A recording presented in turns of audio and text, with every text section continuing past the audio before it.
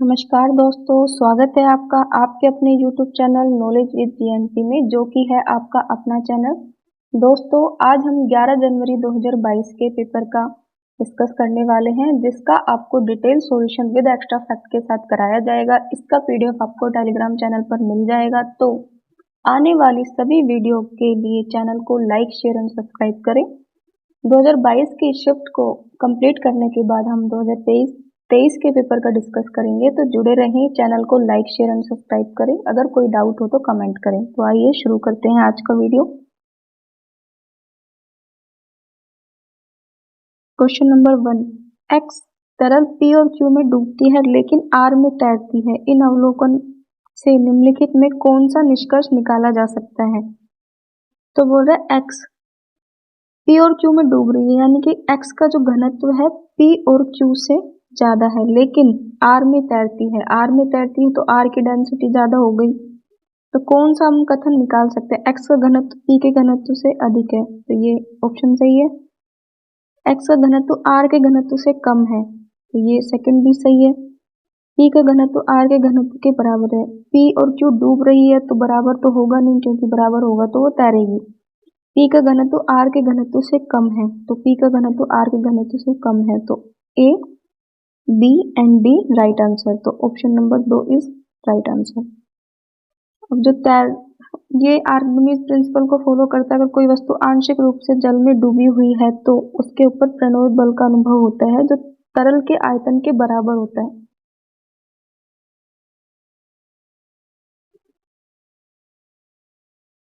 Archimedes सिद्धांत।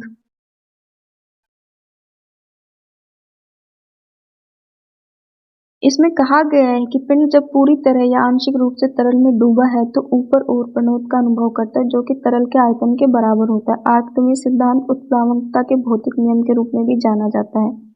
उत्प्लावकता जिसे buoyancy force कहा जाता है। तो बायोन्सी फोर्स वो होता है कि अगर कोई वस्तु जल में तैर रही है तो, या कोई शिप वगैरह पानी में जब तैरता है तो जितना प्रेशर ऊपर से लगता है उतना ही नीचे से जो जल होता है वो प्रेशर डालता है, जिसकी वजह से वो डिस्प्लेस कर देता है उसके आयतन के बराबर पानी को।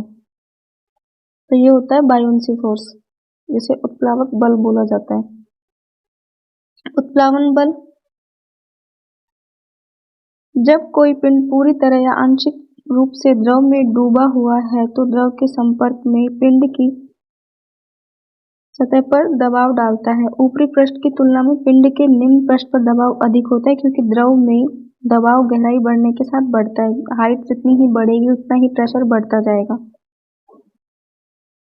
क्वेश्चन नंबर 2, वसा में घुलनशील कौन सा विटामिन अच्छी तरह त्वचा के लिए आवश्यक है? तो पहले तो फैट सोल्यूबल विटामिन होता है ए, डी, ई, के, जिसको हम कीड़ा से भी याद कर सकते हैं। और वाटर सोल्यूबल हो गया बी एंड सी, जैसे बी कॉम्प्लेक्स विटामिन, अगर उसको बी कॉम्प्लेक्स पढ़ेंगे तो ये वाटर सोल्यूबल हमेशा याद रहेगा, इसको याद कर सकते हैं। अब ऑप्शन पे आते हैं। बी और सी तो वाटर सोल्यूबल है, ये वैसे बाहर हो गया। के है जो हमारे ब्लड के लिए होता है, ब्लड क्लोटिंग में। तो बचा ए, जिसकी वजह से जीरोथैलेमिया हो जाता है। तो ए राइट आंसर। ये इसका डिटेल में है, इसको पीडीएफ से पढ़ना आप लोग। वर्षा के बाद अशुद्धि और निलंबन कण नीचे बैठ जाते हैं तो कौन सी प्रक्रिया जिम्मेदार है? तो नीचे जो कणों का बैठना होता है वो होता है सेडिमेंटेशन। सेडिमेंटेशन कणों का नीचे बैठ जाना, जो भारी कण होते हैं वो पानी में बैठ जाते हैं तो उसे बोलते हैं सेडिमेंटेशन। अब अवसादन, नीचे कणों का बैठने की प्रक्रिया। उदाहरण के लिए रेत और पानी का मिश्रण जिसमें रेत तल पर जमी होती है। भारण, लोडिंग वह प्रक्रिया है जो फिटकरी की मदद से अशुद्धता के अवसादन के लिए प्रयोग की जाती है, यानी कि जो फिल्ट्रेशन का काम होता है ना वो भारण से होता है। संघनन, जिसे कंडेंसेशन बोला जाता है। पदार्थ की अवस्था का गैसीय अवस्था में द्रव अवस्था में परिवर्तन, यानी कि गैस से जो लिक्विड स्टेज हो जाती है ना, गैस टू लिक्विड, वो हो जाती है संघनन। आसवन, वाष्पीकरण, यानी कि लिक्विड से गैस बन जाना। और सब्लिमेशन होता है जो सॉलिड, सब्लिमेशन होता है सॉलिड टू डायरेक्ट गैस बन जाता है, जैसे कपूर की गोलियां। क्वेश्चन नंबर 4, नीचे दिए गए कथनों में कौन सा सही है? रासायनिक परिवर्तन आमतौर पर अपरिवर्तनीय होते हैं, भौतिक परिवर्तन अवस्था में परिवर्तन होता है। अब केमिकल रिएक्शन होती है कि नया उत्पाद बना लेती है। जैसे ए और बी कोई रिएक्शन कर रहा है तो प्रोडक्ट सी बना लेगी, तो ऑप्शन ए तो राइट आंसर है। फिजिकल चेंज होता है, अवस्था में हमेशा चेंज होता है। अब लिक्विड से गैस बन गया, सॉलिड टू लिक्विड बन गया। होता है कि अगर जैसे बर्फ है, बर्फ का एग्जांपल हम लेते हैं तो वह सॉलिड से लिक्विड और लिक्विड से गैस, तो इसमें क्या है कि अवस्था तो चेंज होती है लेकिन हमेशा नहीं होती। तो option number B statement wrong हो गया, तो ए इज राइट आंसर। भौतिक परिवर्तन, किसी यौगिक की रासायनिक संरचना को बदले बिना होने वाले परिवर्तन भौतिक परिवर्तन कहते हैं। भौतिक परिवर्तन उत्क्रमित किया जा सकता है, यानी कि लिक्विड गैस में चेंज हो जाता है, उसके बाद गैस लिक्विड में, और सॉलिड लिक्विड में चेंज हो जाता है, लिक्विड सॉलिड में। बर्फ का एग्जांपल लेके इसको याद कर सकते हैं। वे पदार्थ अवस्था में परिवर्तन से उत्पन्न होते हैं। भौतिक परिवर्तन पदार्थ को गर्म या ठंडा करने से होता है।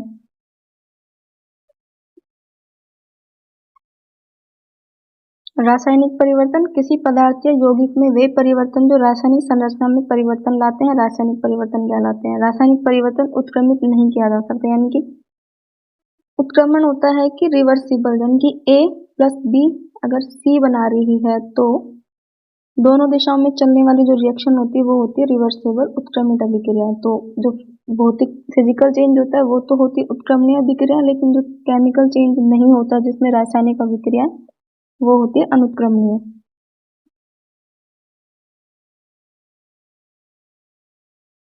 क्वेश्चन नंबर 5, कौन सी विशेषता जल बिंदु को पानी में तैरते रहने में मदद करती है? डंठल और तनों में बड़े टनल होते हैं, पत्तियों में मोम की कोटिंग होती है, बड़े गोलाकार डिस्क के आकार के पत्ते, उंगली और रिबन जैसी पत्तियां और तने।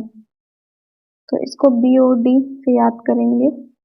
जलोद्भिद ऐसे पौधे होते हैं जो पानी पर पाए जाते हैं, इनमें खुले रंध्र होते हैं, पतले क्यूटिकल्स हैं। सतही पौधे पर प्लवनशीलता के लिए बड़े चपटे पत्ते होते हैं, उनके पास तैरने के लिए बड़ी वायु थैलियां होती हैं, पत्तियों पर मोम का लेप होता है। मोम का लेप होता है तो ऑप्शन नंबर बी राइट हो गया। और उंगली रिबन जैसी पत्तियां और तने होते हैं। समर्थन देने के लिए पंखदार होती हैं जड़ें। जलोद्भिद की जड़ें ऑक्सीजन के लिए संशोधित हैं, उनके पास उंगली जैसी पत्तियां और तने होते हैं, जड़ों में अपचयन होता है। समोद्भिद होते हैं ऐसे पौधे जो प्राकृतिक वातावरण में पाए जाते हैं, एग्जाम्पल ट्यूलिप, मैमल पेड़। मरुद्भिद जो सूखे आवासों में रहते हैं। क्वेश्चन नंबर 6, छड़ चुंबक को संग्रहित करते समय कौन सी विधि सावधानियां बरतनी चाहिए? कि छड़ चुंबक को जब हम रखते हैं तो क्या हम उसको सावधानियां रख सकते हैं? चुंबक जोड़ों में इस प्रकार संग्रहित किया जाना चाहिए कि ध्रुव एक ही तरफ हो। अगर ध्रुव एक तरफ होंगे तो उनके बीच में रिपेल होगा, यानी कि विकर्षण। छड़ चुंबक की एक जोड़ी को लकड़ी के टुकड़े से अलग किया जाना चाहिए। Option number B right answer. सिरों को नरम लोहे के टुकड़े से जोड़ा जाना, नरम लोहे के टुकड़े से जोड़ेंगे तो क्या होगा कि उनके बीच में आकर्षण होगा और जंग लगने की वजह से वो खराब हो जाएंगे। और लकड़ी के बक्से में संग्रहित किया जाए, लकड़ी के बक्से में अगर दोनों चुंबक को एक साथ रखेंगे तो भी वो आपस में चिपक जाएंगे, आकर्षण होगा। बताए हुए अनुसार संग्रहित किया जाना चाहिए। चुंबक को एक ही तरफ उनके विपरीत ध्रुवों के साथ जोड़े में रखना चाहिए, लेकिन लकड़ी के बॉक्स में। लकड़ी के टुकड़े से अलग रखेंगे तो वो आपस में आकर्षण नहीं करेंगे। क्वेश्चन नंबर 7, एक्स हमारे शरीर की सबसे बड़ी ग्रंथि है, वाई स्रावित करता है, जड़ में संग्रहित किया जाता है। एक्स वाई जड़ क्रमशः है। हमारे जो बॉडी की लार्जेस्ट ग्लैंड होती है वो होती है लिवर, जिसे यकृत बोला जाता है। जो लिवर क्या होता है, बाइल जूस को प्रोड्यूस करता है, और बाइल जूस हमारे सिक्रीट, बाइल जूस को सिक्रीट करता है, और जो बाइल जूस है वो संग्रहित होता है गोल ब्लैडर, जिसे पित्ताशय बोला जाता है। तो ऑप्शन नंबर 3 राइट आंसर। यकृत शरीर की सबसे बड़ी ग्रंथि है, ये बहिस्रावी ग्रंथि है। इसका वजन 1.5 से 1.5 किलोग्राम होता है। यह डायफ्राम के नीचे उदर गुहा में स्थित होता है। 2 लोब होते हैं, बाय और दाएं लोब। यकृत एक दोहरी झिल्ली संरचना है। आंतरिक रूप से छोटी इकाइयों में विभाजित किया जाता है, जिन्हें यकृत या यकृत लोकचुप, यकृत की संरचनात्मक क्रियात्मक इकाई कहा जाता है। यकृत के लोकचुप।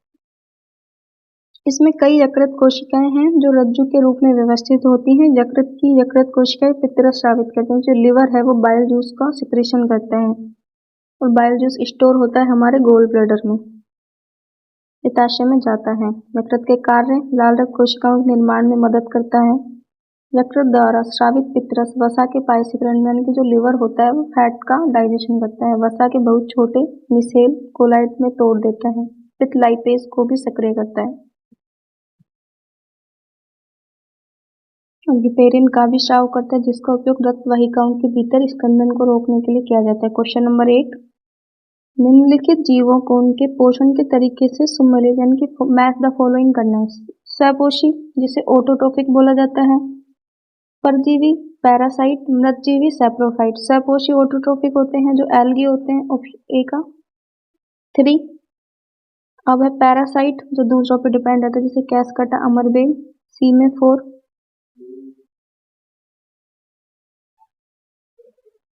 मृतजीवी जिसे मशरूम डेड एंड डिके पे होते हैं, डी में 1।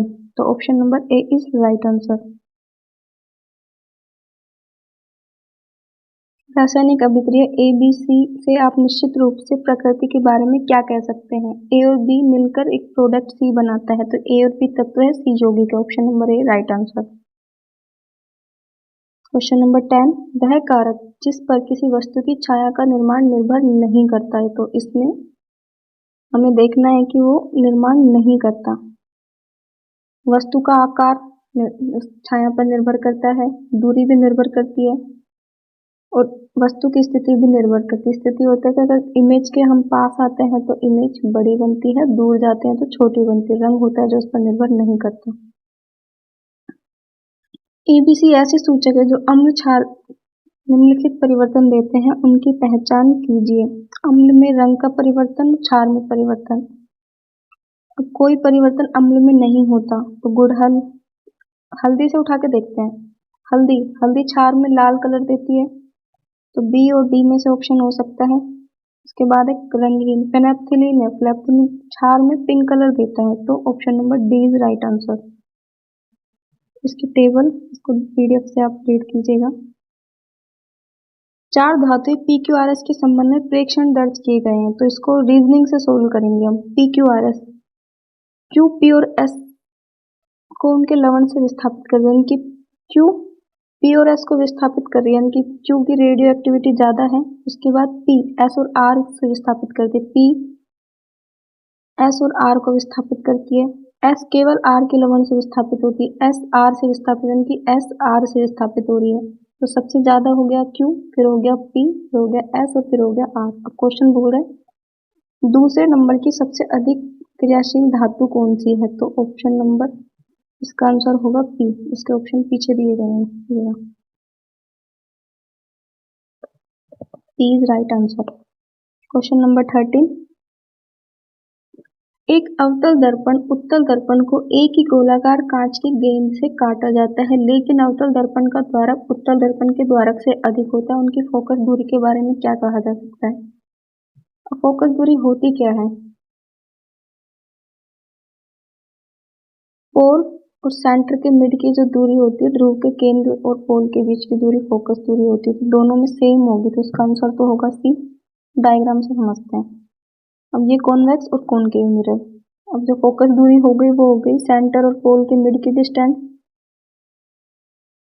तो जो फोकस होगी उनकी दोनों की सेम होगी। क्वेश्चन नंबर 14, ध्वनि के बारे में कौन सा कथन सत्य है?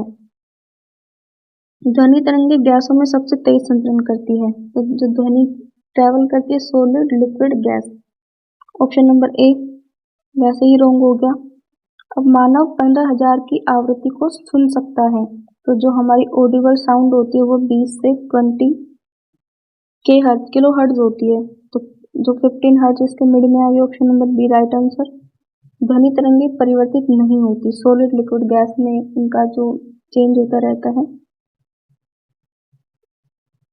क्वेश्चन 15, चंद्रमा के संबंध में कौन सा कथन सही नहीं है?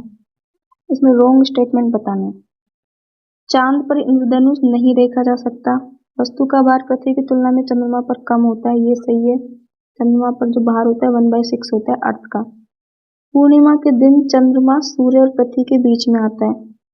अब ये है जो हमारी पूर्णिमा होती है, पूर्णिमा के दिन ही चंद्र ग्रहण होता है। चंद्र ग्रहण को हम एसएमई से याद करते हैं, नहीं सॉरी, सूर्य ग्रहण को एसएमई से याद करते हैं। तो अगर मून मिड में आ गया तो सूर्य ग्रहण हो गया, और अर्थ मिड में आती है तो चंद्र ग्रहण होता है। चंद्र ग्रहण होता है पूर्णिमा के दिन, तो इसमें जो इसका रॉन्ग होगा वो ऑप्शन नंबर सी होगा।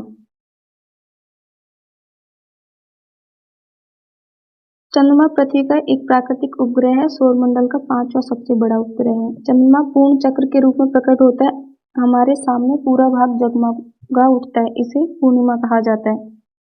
जब चंद्रमा सूर्य से पृथ्वी के विपरीत दिशा में होता है तो चंद्रमा का उज्ज्वल पक्ष पृथ्वी की ओर होता है, इसे पूर्णिमा दिवस के रूप में जाना जाता है। चंद्र चरण, चंद्र ग्रहण जिसे बोलते हैं। चंद्रमा पृथ्वी की सतह से पूरी तरह से प्रकाशित होता है। यह तब होता है जब पृथ्वी सूर्य और चंद्रमा के मिड में आ जाए, क्योंकि SME होगा तो अमावस्या होगी, SEM होगा तो अर्थ मिड में आएगी तो पूर्णिमा होगी। चंद्र ग्रहण को भी, इससे सूर्य ग्रहण होगा, इससे चंद्र ग्रहण होगा। Question number 16, statement and assertion का क्वेश्चन है। शॉर्ट सर्किट के कारण होने वाली आग बुझाने के लिए जल का उपयोग किया जाता है। इलेक्ट्रिसिटी से जो आग लगती है उसको जल का यूज नहीं करते, क्योंकि जल में आयंस होने की वजह से वो आग को फैला देता है, तो ए तो रॉन्ग हो गया। जलती हुई सामग्री में प्रज्वलन तापमान कम हो जाए, शॉर्ट सर्किट होता है, इस वजह से होता है ना शॉर्ट सर्किट की, वो टेम्परेचर कम होने की वजह से जो उसमें शॉर्ट सर्किट लगाया जाता है लघुपतन उपकरण में, टेम्परेचर को कम कर देता है और सर्किट को ब्रेक कर देता है। घरेलू जल विद्युत का सुचालक होता है। उपकरण के लघुपतन होने वाली आग को बुझाने के लिए जल का उपयोग नहीं किया जाता। विद्युत का झटका लगने की संभावना रहती है। आग लगने की स्थिति में विद्युत उपकरण ज्वलनशील पदार्थ शामिल होते हैं। कार्बन डाइऑक्साइड उपयोग आग बुझाने के लिए किया जाता है। क्वेश्चन नंबर 70, कौन सा कथन सही है? उच्च अंतर्श्रवण दर वाली मिट्टी में जल धारण क्षमता कम होती है, क्योंकि अगर उच्च अंतर्श्रवण होता है जिनके कण मोटे होते हैं, तो जो बालू मिट्टी होती है उसमें कण मोटे होने की वजह से जल को ग्रहण करने की क्षमता कम होती है। उच्च श्रवण की मिट्टी में वायु वातन कम होता है, ये ऑप्शन रॉन्ग है। अगर रिसने की दर अधिक होगी तो मिट्टी के कण पतले होंगे, मिट्टी के कण पतले होंगे तो उसमें वायु का जो संचरण है वो अधिक होगा। Option number is right answer. उच्च अंतर्श्रवण दर वाली मिट्टी में जल धारण क्षमता कम होती है। रेत के कण बड़े होते हैं क्योंकि एक साथ पास फिट नहीं हो सकते, बीच बड़े अंतराल होते हैं, इसलिए हवा से घिरे रहते हैं। कहा जाता है कि रेत अच्छी तरह से वातित होती है, रेत के कणों से बीच अंतराल माध्यम में पानी जल्दी से निकल जाता है। रेतीली मिट्टी हल्की होती है, अच्छी तरह से वातित और अपेक्षाकृत शुष्क होती है। उच्च अंतर्श्रवण दर वाली मिट्टी में वातन कम होता है, ये ऑप्शन गलत है।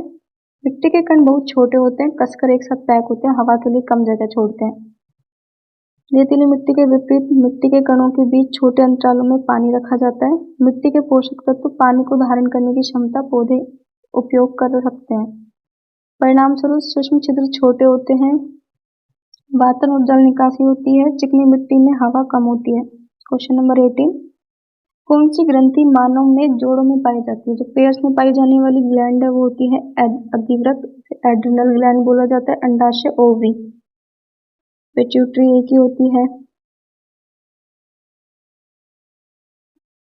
क्वेश्चन नंबर 19, आमतौर पर सिर पर भारी वजन रखने के लिए अपने सिर पर कपड़े को गोल लपेट कर रखते हैं। यह मददगार है क्योंकि इसमें प्रेशर F अपोन में ए, एकांक क्षेत्रफल लगने वाला बल होता है दाब। अगर एरिया ज़्यादा होगा तो प्रेशर कम हो जाएगा, एरिया कम होगा तो प्रेशर ज़्यादा हो जाएगा। तो इसका जो रीज़न होता है, इसका एरिया को बढ़ा देते हैं जिसकी वजह से उस पर दाब कम लगता है। Option number A right answer. इसका मात्रक न्यूटन मीटर स्क्वायर। एक्स को y द्वारा आवेशित किया जाता है। यह पाया गया है कि x y के विपरीत आवेश प्राप्त करता है। तो घर्षण होता है, अपोजिट जो फोर्स लगता है वो फ्रिक्शन में लगता है। घर्षण या चालन, केवल चालन, चालन या प्रेरण। प्रेरण द्वारा आवेशित किया जाता है तो आवेशित पिंडों को पास लाया जाएगा, लेकिन उदासीन चालक पिंडों को छुआ नहीं जाता। जब आवेश पिंड के बीच प्रवाहित होता है तो अनावेशित चालकीय पदार्थ आवेशित पिंड के विपरीत आवेशित होते हैं।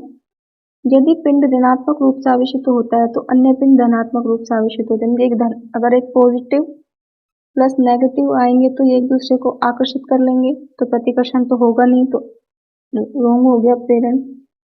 घर्षण, आवेश में दो वस्तुएं आपस में रगड़ना, फिर एक वस्तु दूसरी वस्तु में इलेक्ट्रॉन को वास्तविक स्थानांतरण आवेश प्रकट होते हैं।